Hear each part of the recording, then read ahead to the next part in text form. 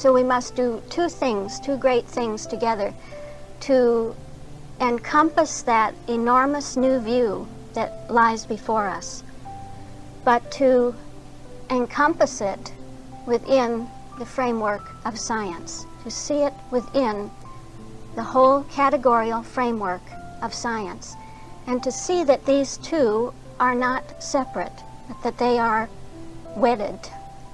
The bigness of the idea, the newness of the idea, the greatness of it is one with the structure of science, the structure of being itself.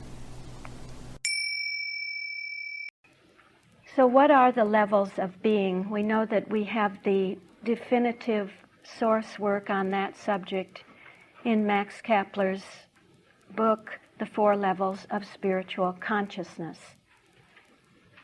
There we have a complete analysis of the four-dimensional levels of being as found in the Christian Science textbook. When we look at the model of being, as we'll do right now, and we take the model of being, we see that the model of being is the comprehensive framework for the whole of being. And that it is modeled according to these four great levels. It embraces all of these levels,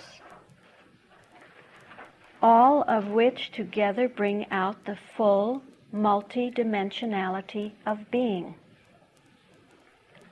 So is that clear that there is nothing outside of the model of being? We have in the past often kidded each other and said, well, that's below the chart or that's off the chart. But actually nothing is off of the chart. There is no below the chart or on top of the chart or next to the chart.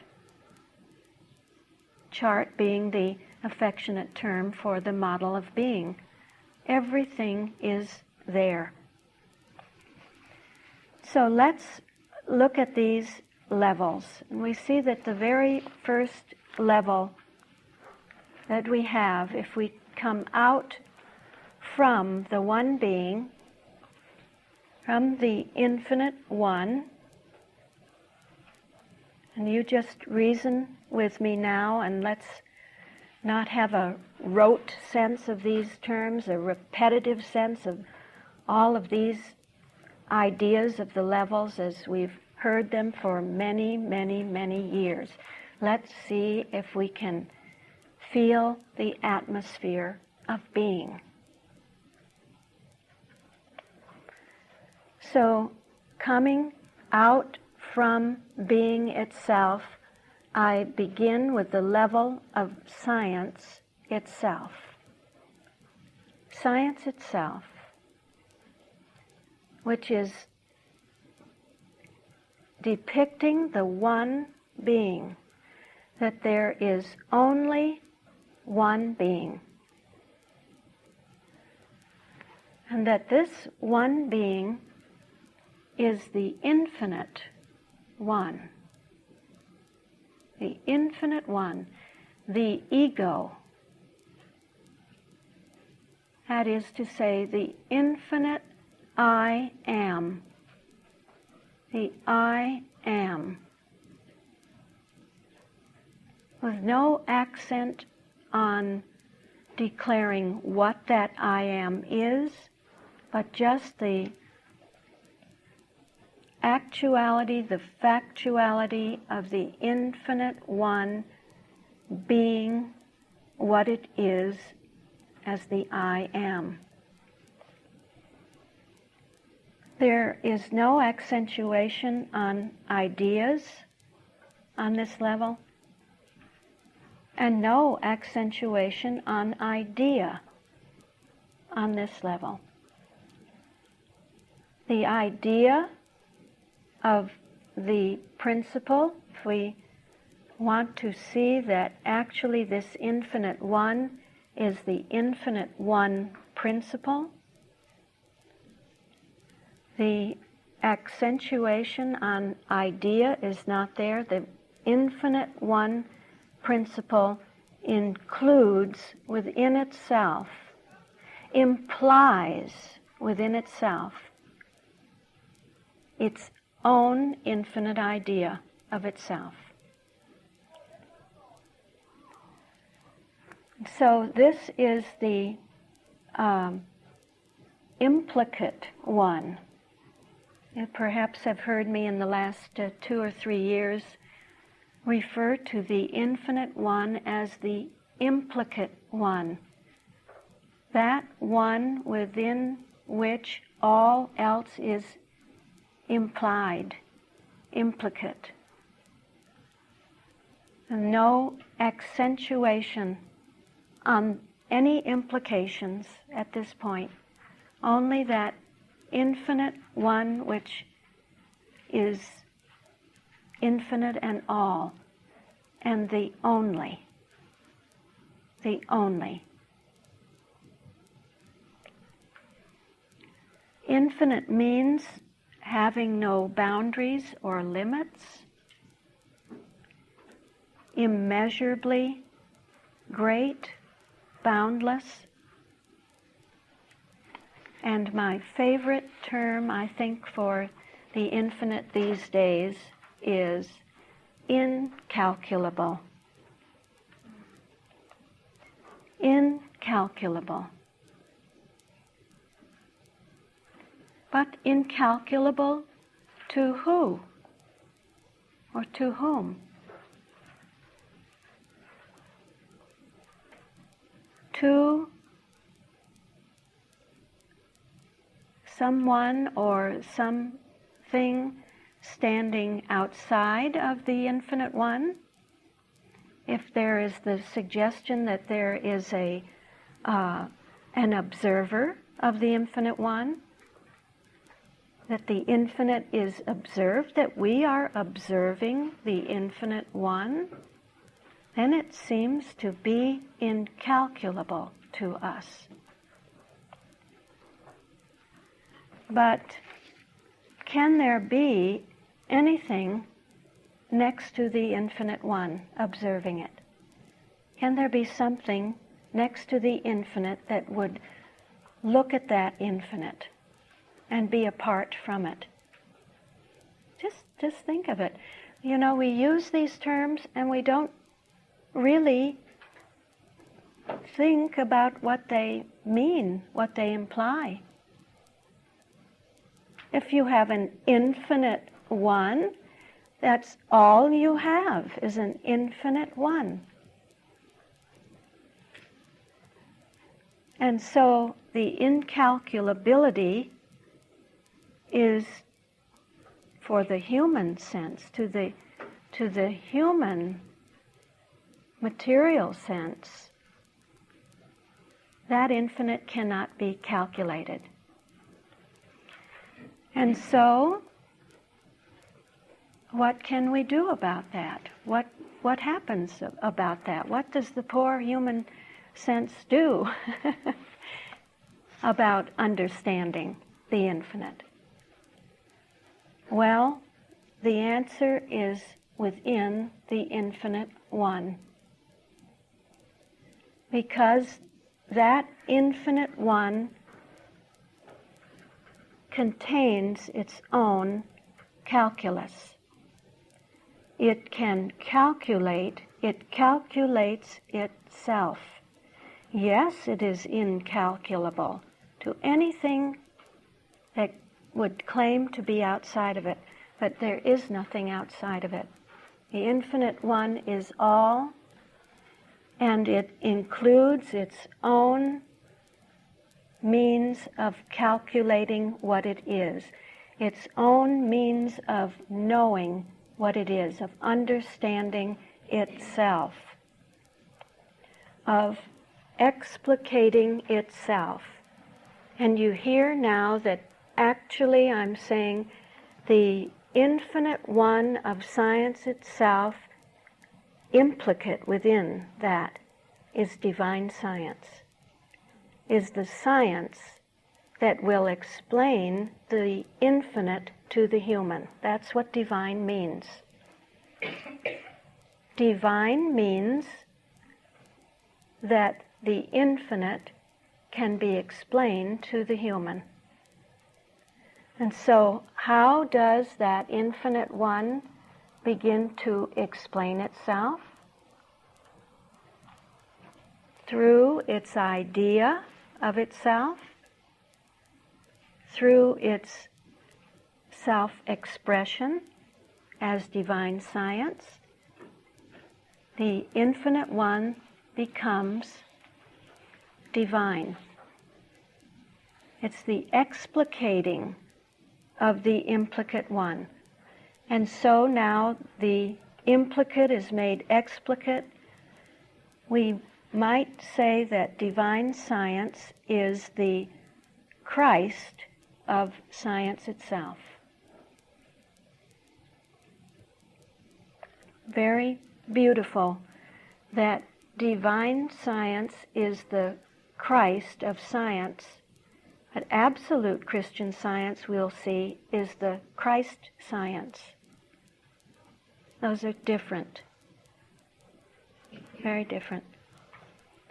And so that idea of the infinite one, which is implicate in that I am, begins to consider itself, to look at its own infinite self-containment. The infinite one begins to consider its own infinite self-containment, its own idea of itself. So that when we come to divine science, we see that the idea comes into prominence, into focus, the idea contained in its principle, its oneness with its principle. So it's the oneness of principle and idea.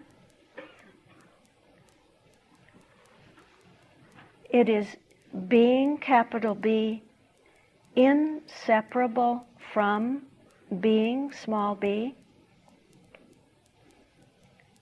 It is the universality of the principle, the realm of the infinite divine principle and its idea. This is a universal realm. It's the realm of life, truth, and love. The realm in which we have the ideal of the principle, which is life, truth, and love. That's the divinity of the principle, is that it is life, truth, and love. Very, very important. We will see this in the platform. The import of life, truth, and love. And in divine science, just as we said in the platform, in divine science, the question of evil never arises. Error is unknown, evil is unknown. It is excluded from this consciousness. The concept of matter is excluded from this consciousness. The consciousness of divine science is the all in all. You see, it is the infinite self-containment within the infinite principle, the infinitude of self-containment within the principle. All is embraced in divine science. It's all-inclusive. And it is expressing the dynamic operation of being. Being, being, being. Being operating as being. This is divine science. Indivisibility of principle and idea. Coexistence of principle and idea. So it's all to do with the infinite diversification of the relationship between principle and its idea of itself. We also have the self in divine science, or the selfhood of being. The divine science shows us the selfhood of being as life, truth, and love, really. Life, truth, and love being the selfhood of the divine principle, love. So the relationship between science and divine science is that the infinite is divine. And that means that the infinite one, can you hear that? That means that the infinite one is already expressing a descent, already expressing itself in a descent. A descending way. It's already the beginning of a descending way. Actually, one feels that the flow is not so much from principle in science itself to life in divine science, but that the flow is from principle in science itself to divine principle love in divine science. You see that the infinite principle becomes divine, renders itself divine. This is already expressing an idea. It's already showing us the Christ. And here that the idea to come to a further level of consciousness and explain itself to that level of consciousness, to render itself understandable. This is the Christ. It implies a Christ. Christ idea. And yes, I was going to say, so you have that. Can you feel that from the infinite principle to the divine principle? It's so much more logical than from principle, the infinite principle, to life, because it's as though you're taking that infinite, implicate one and unfolding it. You begin to see the first great implication within that infinite one is that it is a divine principle, which is love, which is love. And love implies an idea which is already fulfilled, already complete, already perfect, held in its principle. So you begin to then unfold that divine principle, love, and what do you find? Love, truth, life. The ideal of the principle. The ideal of the principle, love, truth, life. So the flow is really from principle to divine principle, love to love, truth, life. It's an unfolding of the implicate order. Well, that's just a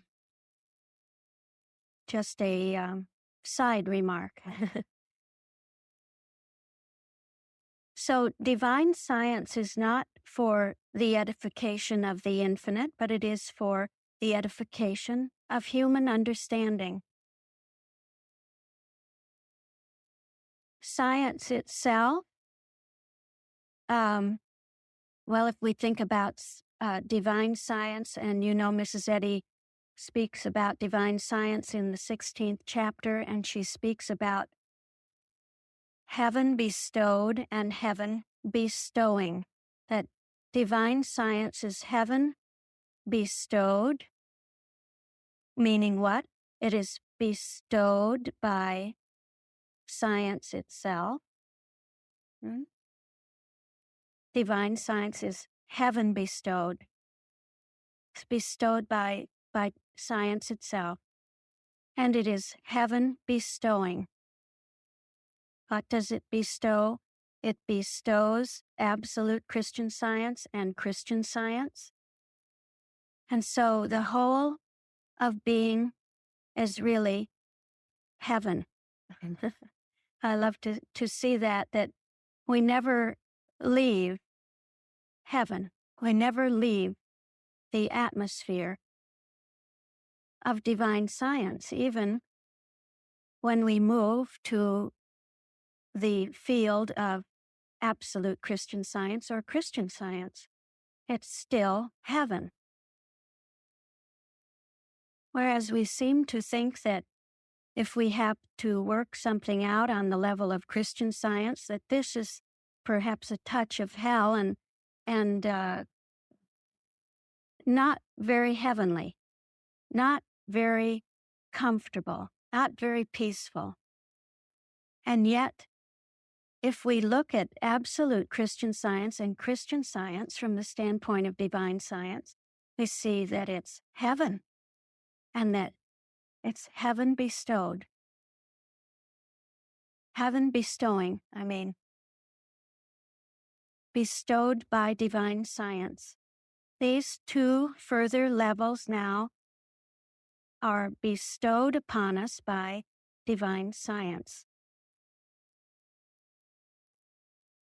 So we could bring in here also the sense that the moment we touch divine science, we touch the calculus, we touch the divine cybernetic idea, the Christ idea. The Christ idea is the divine cybernetic idea.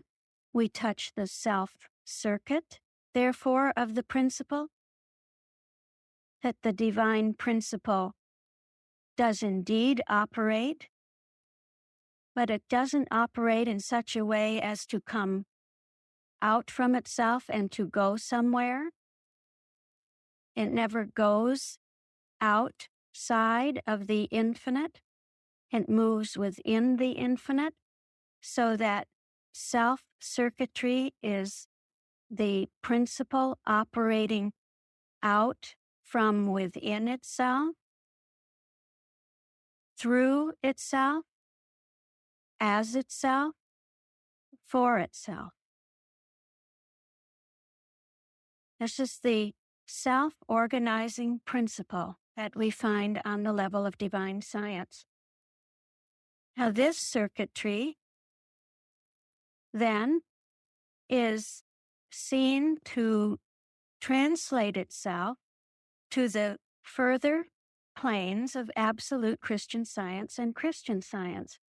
So we come to absolute Christian Science, where we see that which appeared as a self-feedback circuit on the level of divine science is a positive feedback circuit on the level of absolute Christian Science.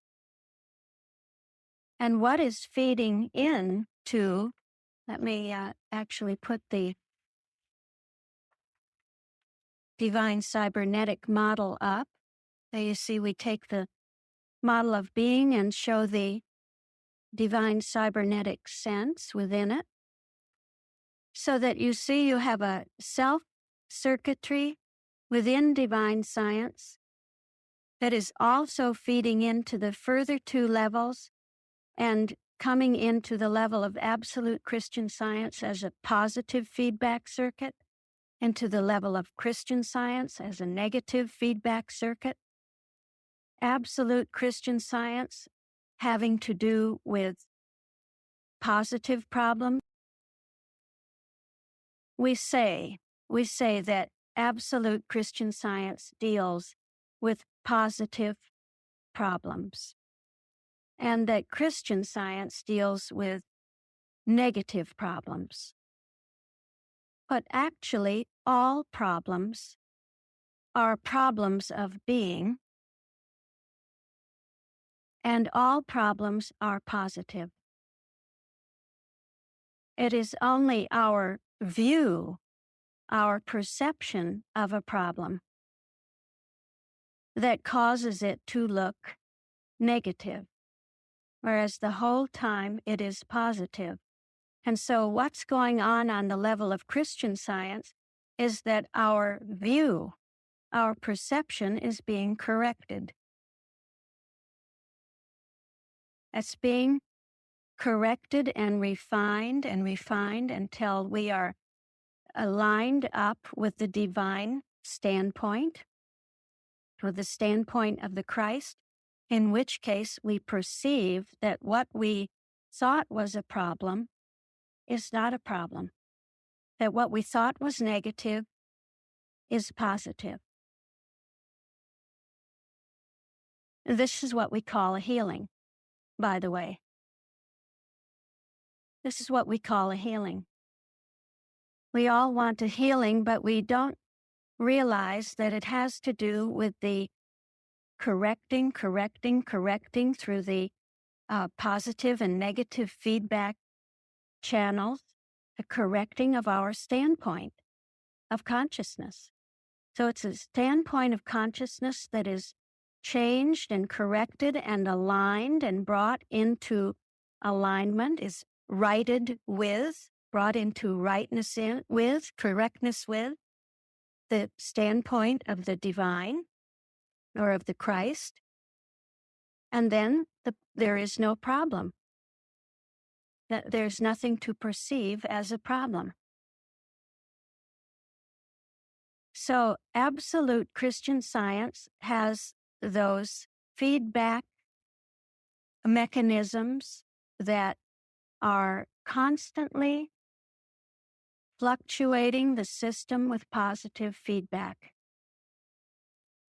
Absolute Christian Science has to do with the relationship of principle to ideas, principle to individual ideas, to specific ideas.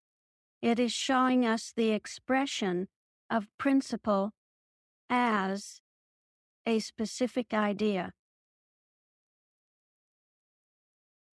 Can you hear that? Now, this is very important, that in science itself, you have no accent on idea, singular or plural, all right? In divine science, the accent is on the idea of the principle, the whole idea of the principle, within which is implied all ideas. The moment I want to look at an individual idea of the whole idea of the principle, I have already moved to the level of absolute Christian Science. I've asked for the standpoint of absolute Christian Science, which is showing me the relationship of the principle to an individual idea, to an individual aspect of the principle. So it's on that level that we have the laws that are concerned with the relationship between principle and ideas. The law of creative impulsion in the Word. So the law of creative impulsion, if we go back to the model of being, I have that law of life, truth, and love, of the creative impulsion, of principle as it brings forth ideas, or the law of the individualization and specialization and specification in the Christ of truth, life, and love, or the law of maintenance and conservation of ideas in life and love in Christianity, or the law of pre-stabilized existence, of the idea being stabilized in its principle, which is the law of truth and love. So it's all to do with the specific manifestation of principle in its creation, the relationship, therefore, of creator to creation, but to specific creation. This, too, is very important now to hear the difference between divine science and absolute Christian science. That divine science is concerned with the relationship between creator and creation, insofar as that creation is the whole of being, fixed, in place, established. So no creator creating something, making something, producing something. Creation is established. It's fixed. It's dynamic by virtue of the fact that it is the calculus in operation, that creation is the calculus in operation. But it is not something coming into being. When you have something coming into being, this is absolute Christian science. So you, again, in absolute Christian science, you have the relationship of creator to creation. Sounds like the same thing? It isn't, because it is creator bringing out or bringing forth a creation as an individual form, an individual idea of the creator. Can you hear the difference between that? This is very important for the platform, very important. But we will never see the difference between those planks that have predominantly expressed divine science and those that predominantly express absolute Christian science.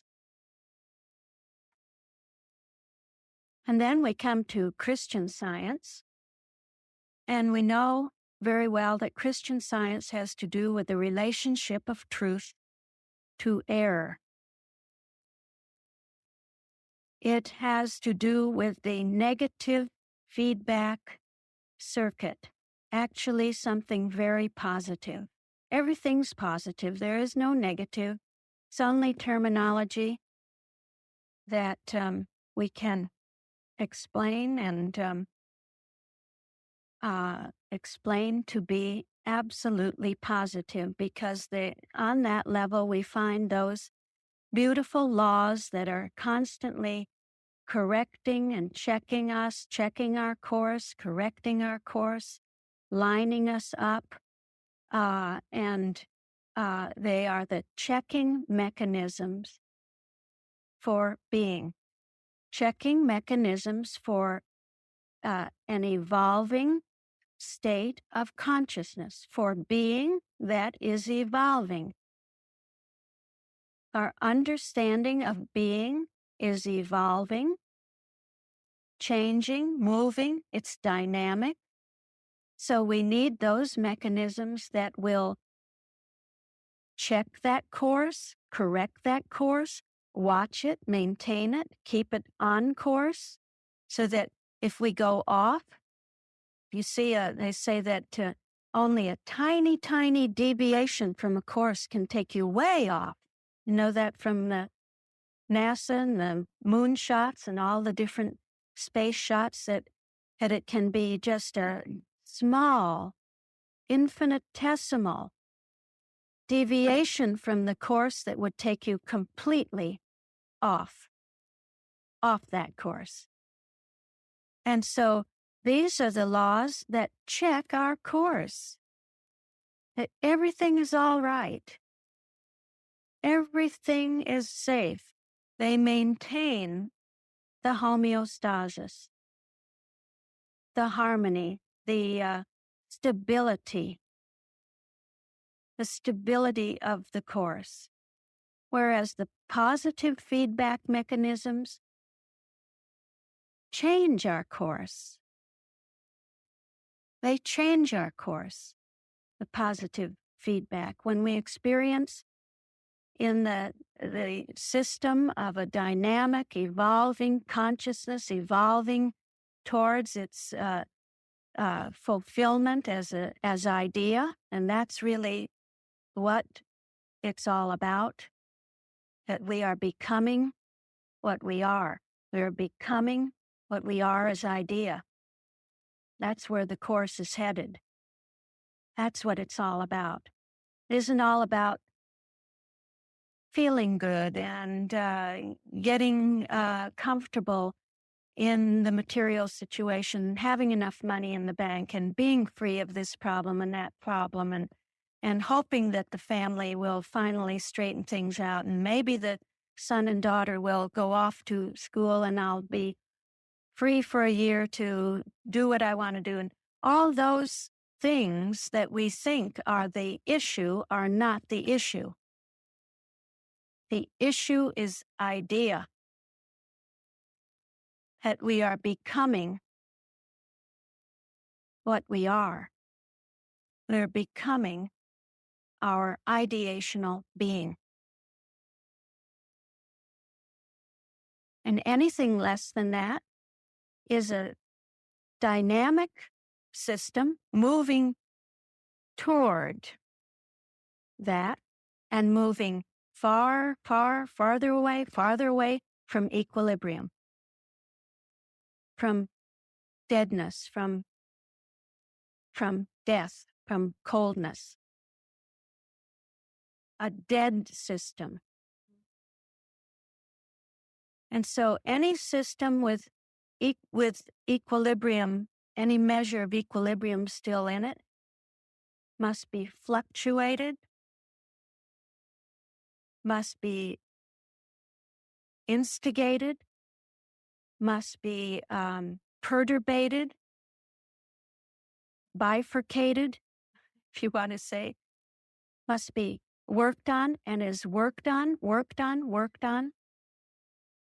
through that beautiful law that we have seen in the past called the creation of order through fluctuations. We are worked on, but the input, that which fluctuates us, is the positive feedback of absolute Christian Science.